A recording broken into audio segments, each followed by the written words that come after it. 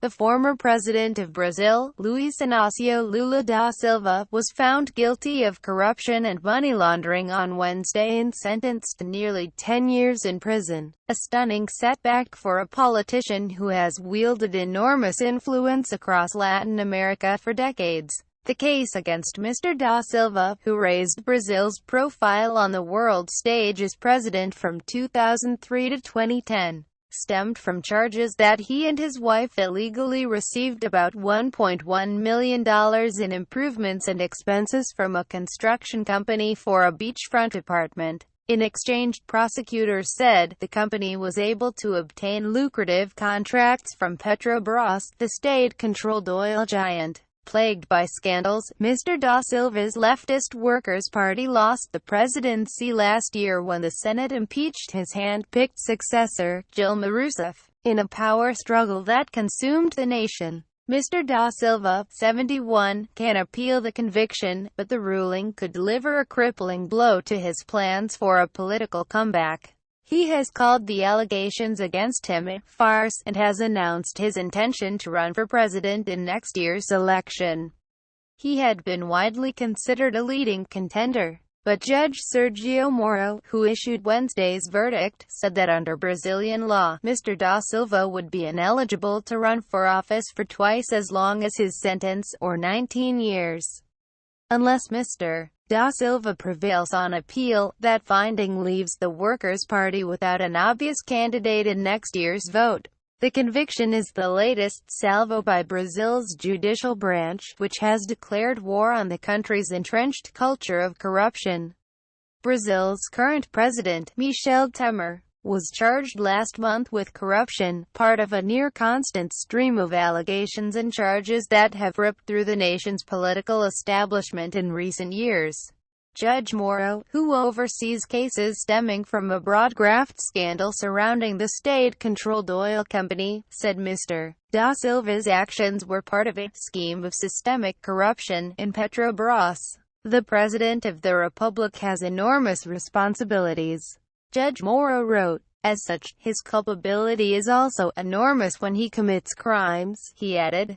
Mr. da Silva presided over a period of robust economic growth in Brazil and remains a widely popular figure, credited with leading a social transformation that lifted millions from poverty in a nation with one of the world's biggest disparities between rich and poor. Despite the corruption allegations against him and his party, Mr. da Silva has been leading in recent public opinion polls on the election. Mr. Moro, the judge who convicted him, is often cited as Mr. da Silva's closest rival in hypothetical matchups in the presidential race, though Mr. Moro has ruled out running for office. In the verdict, Mr. Moro said that the former president had sought to intimidate the court, which the judge argued could be grounds for ordering his immediate arrest. Yet, Mr. Moro wrote, he deemed it prudent to allow Mr. da Silva to remain free pending an appeal. Sending a former president to jail would be a traumatic event, he wrote. While Mr. da Silva's conviction involves relatively modest sums, especially compared with the staggering scale of some corruption cases in Brazil, prosecutors have described him as the mastermind of an enormous kickback scheme that enabled his party to buy support in Congress. The case against him began with a probe into money laundering at a gas station.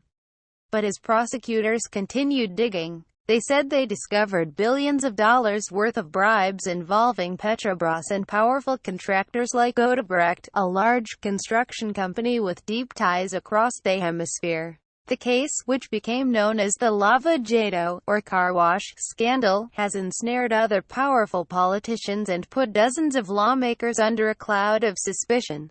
Eduardo Cunha, the former Speaker of the House, was sentenced in March to 15 years in jail for money laundering and corruption uncovered during the Petrobras investigation.